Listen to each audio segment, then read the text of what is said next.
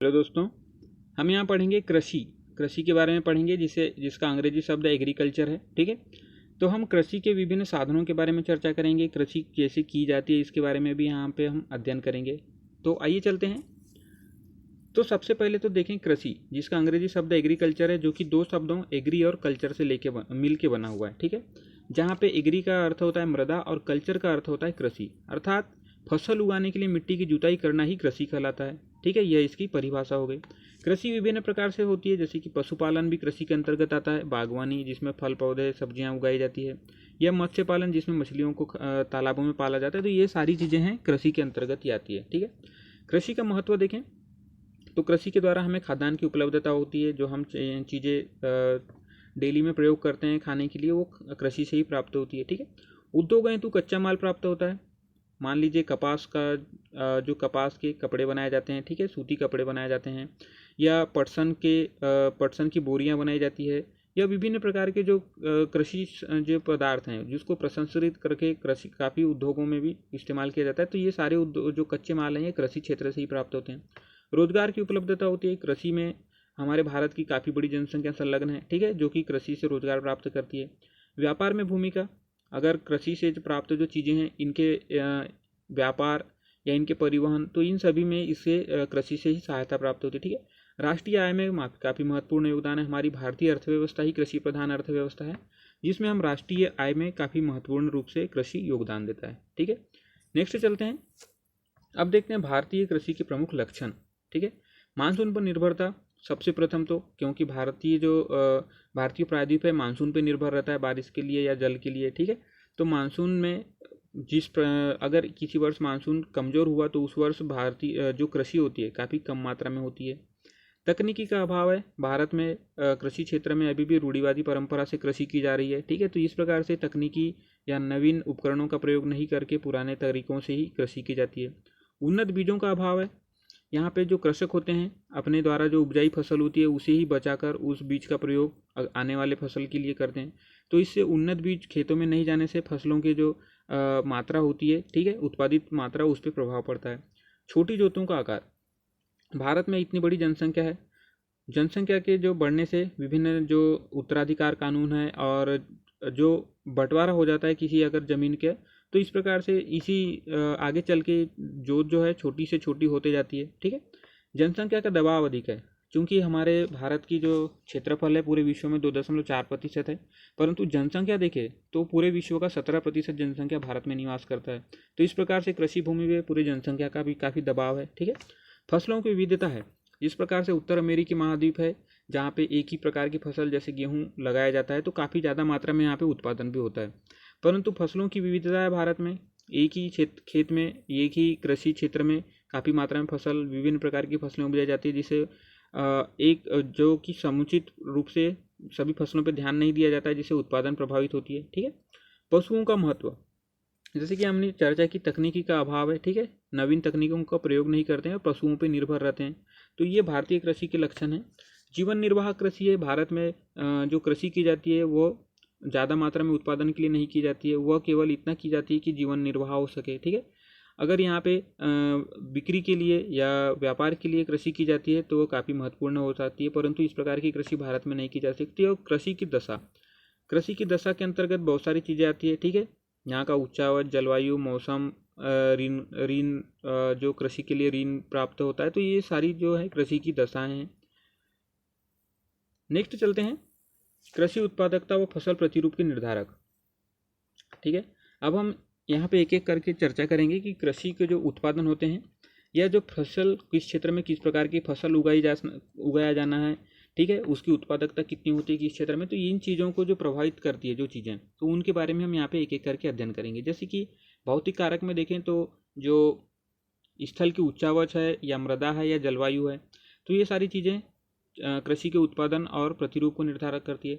समतल क्षेत्रों में देखें तो चावल और पटसन उगाया जाता है, परंतु वहीं पे अगर ढलान वाले क्षेत्र में देखें, पहाड़ी वाले क्षेत्र में, तो चाय और कहवा उगाई जाती है। ठीक है, तो यह एक उच्चावच संबंधित चीज़ें हो गई। मिट्टी अगर देखें तो विभिन्न मिट्टियों में विभिन्न प्रकार की फसल होती है, जैसे काली मिट्टी में कपास अधिक मात्रा में होता है। ठीक है, चिकनी मिट्टी में, जलोढ़ मिट्टी में जो कि चावल और पटसन अधिक होता है, और शुष्क मिट्टी जो कि राजस्थान वाले क्षेत्र में बाजरा अधिक होता है। तो ये विभिन्न प्रकार की मिट्टियों में विभिन्न प्रकार की फसलें होती है। नेक्स्ट देखते हैं आप जलवायु। ठीक है, तो जो चावल फसल है ये उष्णकटिबंधीय जलवायु प्रदेश का जो फसल है ये, ठीक है। परंतु वहीं गेहूं देखें तो गेहूं शीतोष्ण, अर्थात उसे थोड़ी ठंड भी चाहिए, तो इस प्रकार से यह शीतोष्ण कटिबंधीय फसल की जलवायु है। बाढ़ सूखे से भी उत्पादन पे प्रभाव पड़ता है। अगर किसी क्षेत्र में बाढ़ आ गई, ठीक है, जैसे चावल वाले क्षेत्र में जहाँ पे चावल या धान लगाया गया, तो वहाँ पे अगर बाढ़ आ जाए तो पूरा जो खेत होते हैं वो डूब जाते हैं, ठीक है, पूरी फसल नष्ट हो जाती है। वहीं अगर गेहूं के क्षेत्र में सूखा पड़ जाए, ठीक है, क्योंकि गेहूं को भी सिंचाई की आवश्यकता पड़ती है, अगर इस क्षेत्र में पानी की कमी हो जाए तो वह भी फसल नष्ट हो सकती है। पशुओं पर प्रभाव, ठीक है, अगर हम देखें जो जलवायु का पशुओं पर प्रभाव, तो भैंस जो है आर्द्र और डेल्टा जलवायु में ज़्यादा मात्रा में पाए जाते हैं। गाय जो है आर्द्र जलवायु में पाई जाती है। भेड़ बकरी अर्ध शुष्क में और ऊँट शुष्क क्षेत्र में ज़्यादा पाए जाते हैं, ठीक है। तो भेड़ बकरी आप देख सकते हैं अर्ध शुष्क में, जैसे जम्मू कश्मीर वाला जो क्षेत्र हो गया। ऊँट देख सकते हैं राजस्थान वाले क्षेत्र में तो काफ़ी ज़्यादा मात्रा में भी शुष्क क्षेत्र में पाया जाता है। नेक्स्ट देखते हैं संस्थागत कारक। अभी तक हमने भौतिक कारक की चर्चा की, अब देखते हैं संस्थागत कारक। जोत का आकार, ठीक है, चर्चा की थी हमने कि काफ़ी छोटी छोटे जोतें हो गई जनसंख्या वृद्धि की वजह से या उत्तराधिकार कानून की वजह से, ठीक है। तो उत्तराधिकार कानून की वजह से भूमि का मान लीजिए यहाँ पे 100 स्क्वायर मीटर यहाँ पे भूमि है, ठीक है।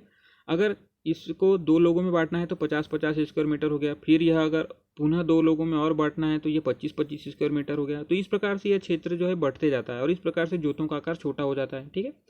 औसत आकार जो 1970-71 में था वह था 2.28 हेक्टेयर, अर्थात इतना बड़ा एक व्यक्ति के पास 2.28 हेक्टेयर का एक जोत हुआ करता था या यहाँ पे कृषि भूमि हुआ करती थी। परंतु आगे चल के यह 2010-11 में 1.16 हेक्टेयर रह गया, ठीक है। तो यह जनसंख्या की जो वृद्धि है या उत्तराधिकार कानून के द्वारा जो जमीन का बंटवारा होता है यह उसी का परिणाम है।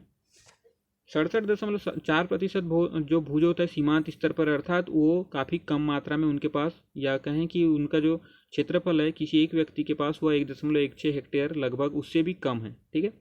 केरल वाले क्षेत्र में, केरल, पश्चिम बंगाल, उत्तर प्रदेश, तमिलनाडु, असम और बिहार वाले क्षेत्र में अगर देखें तो प्रति व्यक्ति या एक जोत में 1 हेक्टेयर से भी कम है।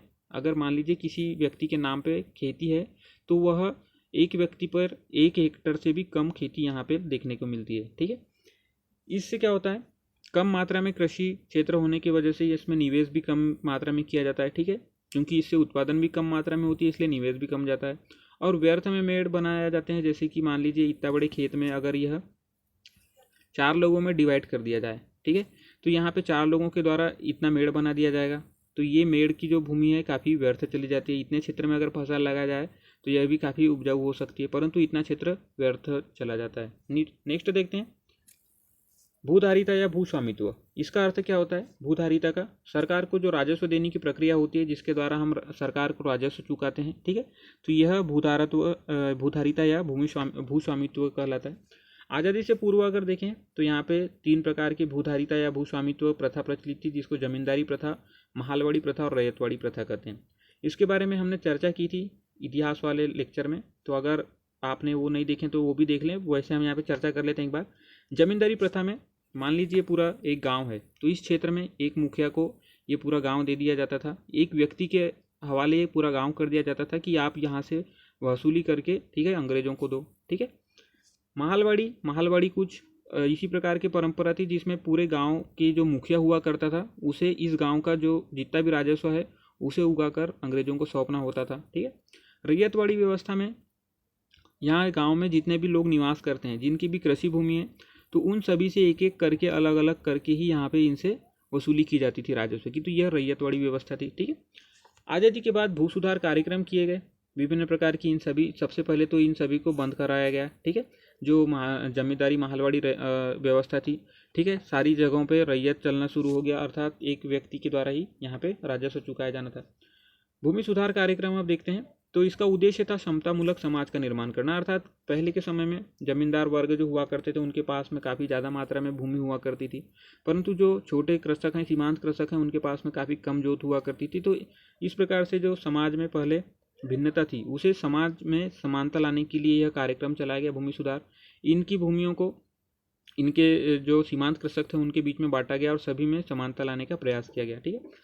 इसके जो कार्यक्रम जो चलाए गए, इन्होंने बिचौलियों का अंत कर दिया गया, अर्थात जमींदारों को समाप्त कर दिया गया, ठीक है। और काश्तकारी सुधार किए गए, कृषकों को इनकी भूमियाँ हैं जो इनकी भूमियों को काश्तकारों में बांट दी गई। ठीक है, चकबंदी या भू जोतों का पुनर्गठन किया गया, जो छोटी छोटी जोतें हुआ करती थी उनको सामूहिक रूप से करके एक जोत बनाया गया। ठीक है, सहकारिता कृषि को प्रोत्साहित किया गया। अगर मान लीजिए यहाँ पे अलग अलग व्यक्ति कृषि कर रहे हैं छोटे छोटे क्षेत्रों पे, तो उनको इस चीज़ के लिए प्रोत्साहित किया गया कि आप संयुक्त रूप से कृषि कीजिए। ठीक है, और संयुक्त रूप से अपना निवेश कीजिए संयुक्त रूप से ही, और यहाँ पे जो भी फसल हो उसे आप आपस में बांटिए। तो इस प्रकार से जो खेती होती है या इस प्रकार से जो कृषि होती है वह काफ़ी महत्वपूर्ण सिद्ध हुई और आगे चल के सहकारिता कृषि काफ़ी महत्वपूर्ण हुई। ठीक है, भू जोतों की हदबंदी व पुनर्वितरण किया गया, इनसे जमींदारों से लेकर इन्हें सीमांत कृषकों में बांटा गया। तो इस प्रकार से एक प्रकार से कहना चाहिए जो समाज में समानता लाने की कोशिश की गई। अब हम चर्चा करेंगे आधारभूत संरचना के बारे में। किसी भी कृषि में अगर आप देखें तो पहले सबसे पहले आधारभूत आवश्यकता होती है, जिसमें सिंचाई हो गया, उर्वरक हो गया, तो इन सभी और तकनीकी, तो इन सभी चीज़ों की आवश्यकता होती है। ठीक है, सिंचाई ये दो प्रकार से होती है, पहली तो होती है प्राकृतिक, ठीक है, उसके बाद होती है कृत्रिम। तो प्राकृतिक रूप से जो भारतीय मानसून है, मानसूनी रूप से जो वर्षा होती है, बारिश होती है, वह प्राकृतिक सिंचाई है।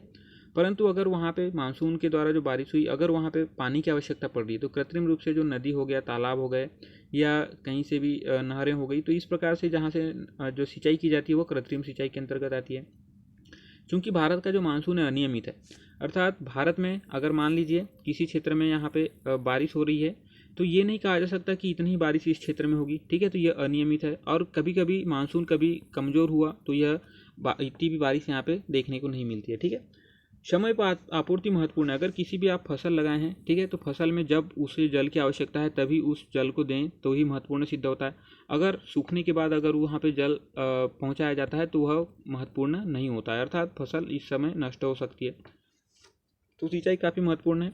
उर्वरक अब देखें, अधिकतर मृदाओं में जो नाइट्रोजन है, ठीक है, पोटास है, फास्फोरस है, ह्यूमस है, इसकी कमी पाई जाती है। भारत में यह काफ़ी मात्रा में कमी पाई जाती है, जिससे उत्पादकता भी कम होती है। ठीक है, हरित क्रांति में जो उर्वरक महत्वपूर्ण थे, परंतु उर्वरक का भी अंधाधुंध प्रयोग किया गया। ठीक है, 1950-51 में प्रति हेक्टेयर 0.5 ग्राम अर्थात आधा किलो कहना चाहिए, तो यह लगभग इतना इस्तेमाल किया जाता था प्रति हेक्टेयर। ठीक है, परंतु 1970-71 के आते तक यह 13.6 किलोग्राम प्रति हेक्टेयर हो गया, और अगर देखें 2011-12 में तो यह 144 किलोग्राम प्रति हेक्टेयर यहाँ पे इसका उपयोग किया जाने लगा, अर्थात काफ़ी ज़्यादा मात्रा में यहाँ पे उर्वरकों का प्रयोग देखने को मिलता है। ठीक है, नेक्स्ट देखते हैं, जो नाइट्रोजन, फास्फोरस और पोटास का हम अनुपात लें तो इसको अगर वैज्ञानिक विधि से लें तो 4:2:1 में लेना चाहिए, अर्थात नाइट्रोजन 4 भाग, फास्फोरस 2 भाग और पोटास 1 भाग लेना चाहिए। परंतु 2007-8 में अगर देखें तो कृषकों के द्वारा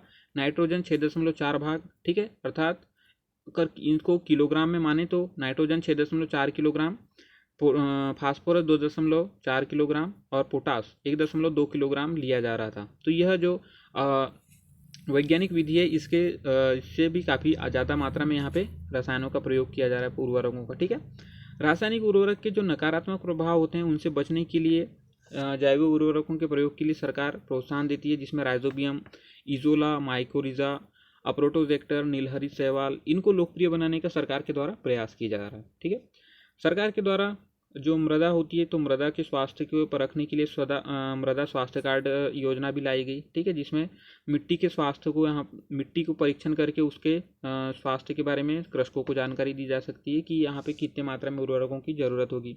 उर्वरक प्रबंध पे राष्ट्रीय प्रोजेक्ट के अंतर्गत 500 मृदा परीक्षण प्रयोगशालाएँ और 250 मोबाइल मृदा परीक्षण प्रयोगशालाएँ स्थापित करने का भी सरकार ने प्रयास किया है। ठीक, नेक्स्ट देखें, बीज संस्थागत ये कारक हैं, संस्थागत कारक। तो बीज यह पहला कदम होता है। सबसे पहले अगर कृषक देखें तो बीज का चयन करता है, अगर कृषि करने की बात आती है, या बीज का रोपण करता है, तो 25 से जो 30% जो उत्पादकता होती है बीज की गुणवत्ता पे भी निर्भर करती है। अगर अच्छी गुणवत्ता की बीज है, ठीक है, जो कि महत्वपूर्ण सिद्ध होती है, जिससे उत्पादकता भी काफ़ी ज़्यादा मात्रा में बढ़ जाती है।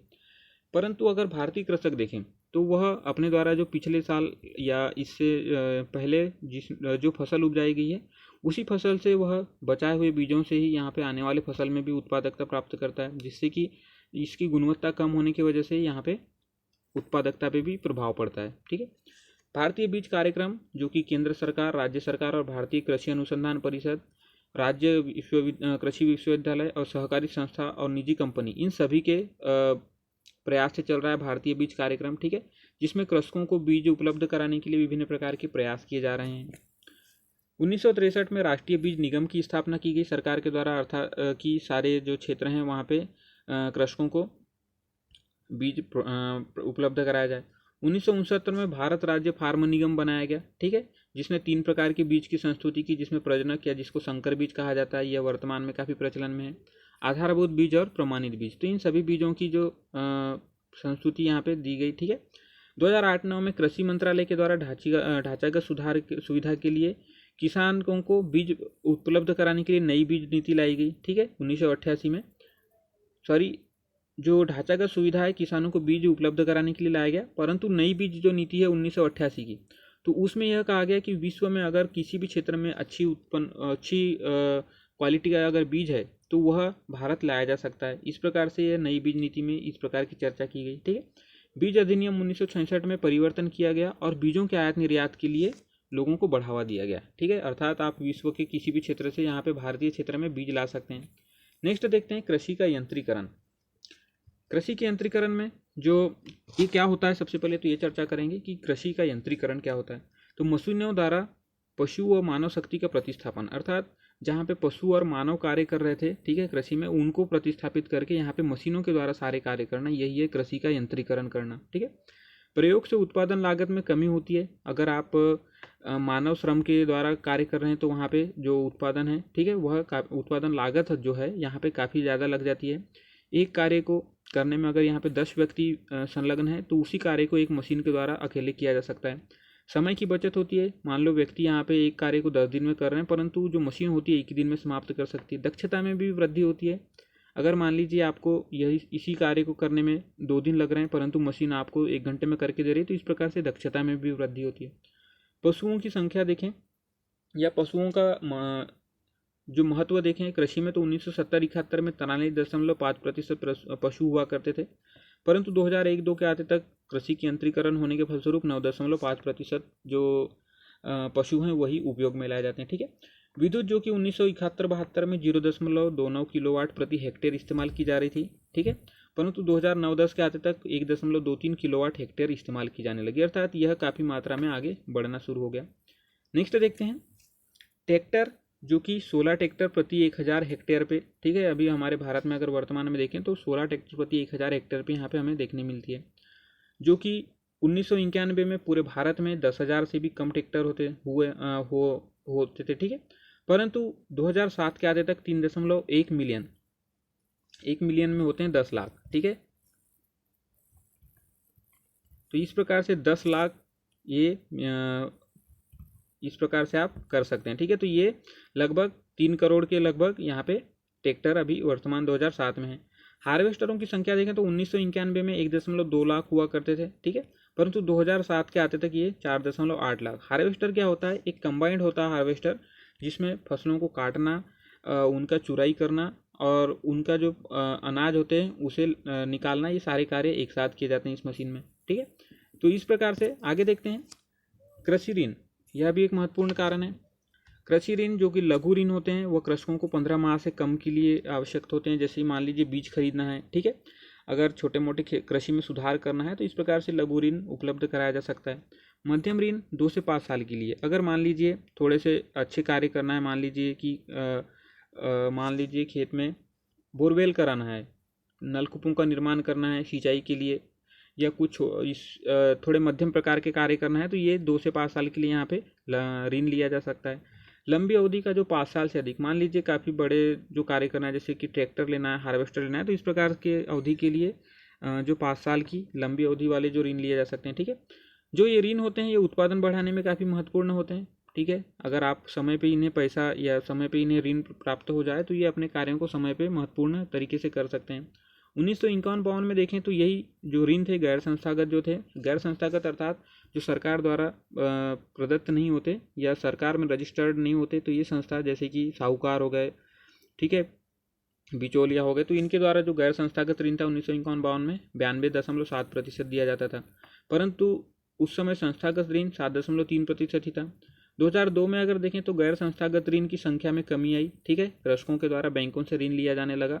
जो गैर संस्थागत ऋण थे वो 38.9% हो गए, और जो संस्थागत थे जो कि बैंकों हो गए, बैंक वगैरह हो गए, या कृषक किसानों को विभिन्न सरकार के द्वारा विभिन्न प्रकार से लोन जो दिया जाता है, तो वह 61.1% हो गया, ठीक है।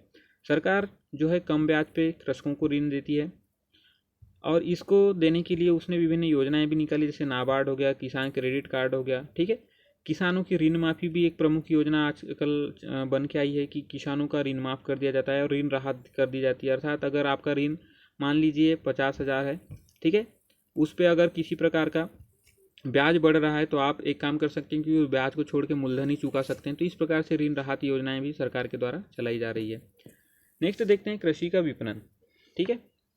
कृषि का जो विपणन है या कृषि का व्यापार है, जो कृषि का उत्पाद होता है उसके व्यापार करने के लिए सबसे पहले तो जो कृषक हैं, कृषकों को अगर मान लीजिए सरकार के द्वारा प्रयास नहीं किए जा रहे हैं, तो कृषक अपने जैसे ही उत्पादन निकल के आता है खेती से, तो उसे अपन बेचने के लिए बिचौलिए के हाथ में बेचने के बाद जो कि कम मात्रा में उसे धन की प्राप्ति होती है, ठीक है। तो इस प्रकार से बिचौलियों के द्वारा यहाँ पे साठगांठ कर लिया जाता है और ज़्यादा से ज़्यादा किसानों को लूटा जाता है।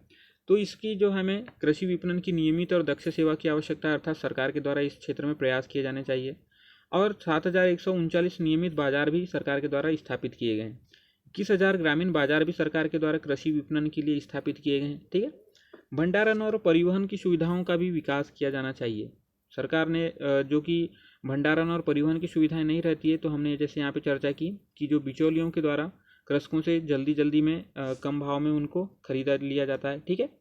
और इस समय चूंकि कृषि में एक प्रकार की देखें तो एक ये रहता है कि कृषि एक ही साथ सारे क्षेत्रों में एक ही फसल का उत्पादन होता है, ठीक है। तो इस प्रकार से पूरे अगर देखें बाजार में फसलों की अधिकता होने की वजह से इनका कम भाव भी मिलता है, ठीक है। दक्ष और सस्ता परिवहन आवश्यक है। अगर ये परिवहन आवश्यक मतलब परिवहन अगर सारी चीज़ें उपस्थित रहे तो कार्य काफ़ी जल्दी से मतलब जल्दी हो सकता है, ठीक है। तो इस प्रकार हमने कृषि के बारे में एक महत्वपूर्ण चर्चा की। तो आइए देखते हैं हमने कृषि में क्या क्या देखा। सबसे पहले हमने देखा कृषि के अंतर्गत कृषि के महत्व के बारे में चर्चा की, कृषि का अर्थ जाना, ठीक है। उसके बाद हमने भारतीय कृषि के प्रमुख जो लक्षण है उसके बारे में एक एक करके देखा। नेक्स्ट हमने देखा कृषि उत्पादकता और फसल के प्रतिरूप के निर्धारण के जो कारक होते हैं, जिसमें भौतिक कारण हो गया, भौतिक कारण के अंतर्गत हो गया मिट्टी हो गई, ठीक है, जलवायु हो गया। उसके बाद हमने देखा संस्थागत कारक, जिसमें जोत के प्रकार होते हैं, ठीक है, जोत के प्रकार के बारे में चर्चा की। उसके बाद भूधारिता या भू स्वामित्व के बारे में चर्चा की, और उसके बाद हमने भूमि सुधार के बारे में चर्चा की। आगे हमने देखा आधारभूत संरचना में, जिसमें कि सिंचाई होती है, उर्वरक होता है, ठीक है।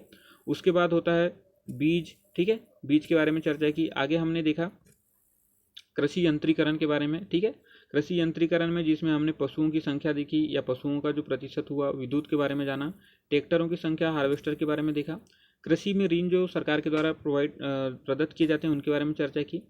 आगे हमने देखा कृषि विपणन के बारे में, ठीक है, भंडारण परिवहन सुविधाओं के बारे में भी चर्चा की। तो ठीक है दोस्तों, अगर आपको जानकारी पसंद आती है तो इसे शेयर कीजिए। धन्यवाद।